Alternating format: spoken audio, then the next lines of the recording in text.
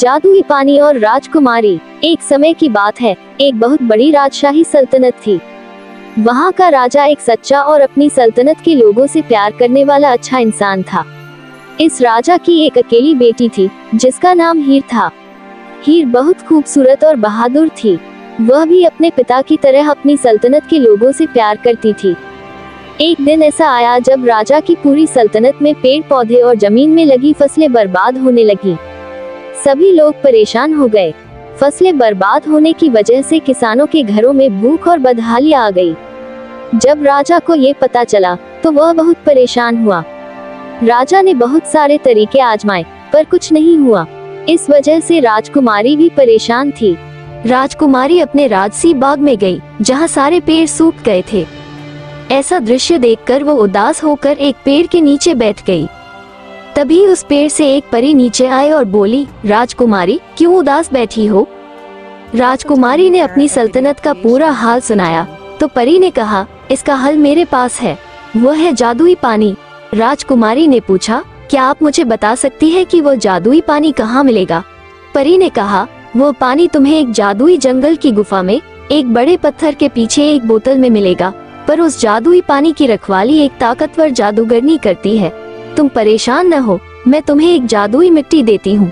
अगर तुम वो मिट्टी जादूगरनी पर डाल दोगी तो यकीनन वो जादूगरनी नष्ट हो जाएगी। राजकुमारी वो मिट्टी लेकर महल में आई। उसने सोचा, अगर अपने पिता को ये बात बताऊंगी तो वो मुझे जाने नहीं देंगे। तो राजकुमारी रात होने का इंतजार करने लगी। जैसे ही रात हुई, राजकुमारी महल से निकल गई और जंगल में आ गई। दूसरी ओर एक और राजकुमार भी उस जादुई पानी की तलाश में उसी जंगल में आया हुआ था। संयोगवश राजकुमारी ने देखा कि एक शाही पोशाक में एक युवक जंगल में खड़ा है। राजकुमारी उसके पास गई और पूछा, ओ शाही पोशाक वाले युवक, तुम कौन हो और इतनी रात को इस डरावने जंगल में क्या कर रहे हो? राजकुमार ने जवाब दिया, मैं यहाँ से एक चीज लेने आया हूँ, पर तुम एक लड़की होकर इतनी रात को यहाँ क्यों आए हो? क्या तुम्हें पता नहीं ये जंगल बहुत खतरनाक है? राजकुमारी बोली, जी बिल्कुल जानती हूँ कि यह जादुई जंगल है, पर मैं अपनी सल्तनत के लोगों का दुख बर्दाश्त नहीं कर पा रही हूँ। हमारी सल्तनत में पेड़ पौधे और फसलें सूख रही हैं। मुझे पता चला है कि यहाँ जादुई पानी मिलता है, वो लेने आई हूँ। राजकुमार ने हैरत से कहा, क्या तुम भी जादुई पानी की तलाश में हो? मैं भी वही जादुई पानी लेने आया हूँ। हमारे भी सल्तनत का हाल कुछ ऐसा ही है। राजकुमारी बोली, तो चलो साथ मिलकर चलते हैं। हमारी मंजिल और मकसद दोनों एक ही हैं। राजकुमार ने कहा, हाँ, पर हम लोग उस जादूगरनी से कैसे जीत सकते हैं जो उस जादुई पानी की रखवाली कर रही है? उसकी मौजूदगी में हम लोग वो पानी कभी हासिल नहीं कर सकते। राजकुमारी ने कहा, आप परेशान न हो, मेरे पास उस जादूगरनी को हराने का एक हल है, वो है जादुई मिट्टी। तुम मेरी बात गौर से सुनो। तुम उस जादूगरनी का ध्यान अपनी तरफ करना, मैं उसके ऊपर यह जादुई मिट्टी डाल दूंगी। राजकुमार को राजकुमारी की समझदारी पसंद आई और दोनों एक साथ जंगल के अंदर चले गए।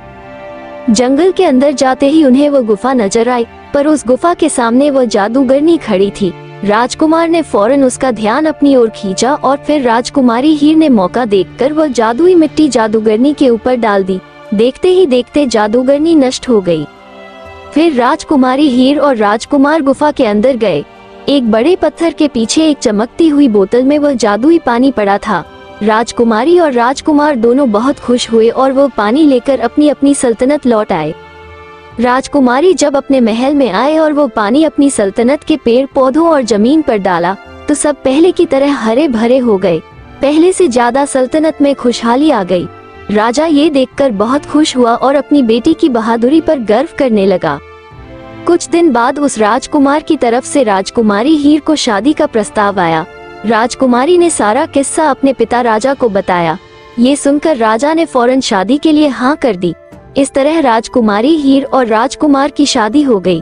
दोनों की सल्तनत में फिर से खुशहाली आ गई और हर तरफ हरे भरे पेड़ पौधे और फसलें नजर आने लगी।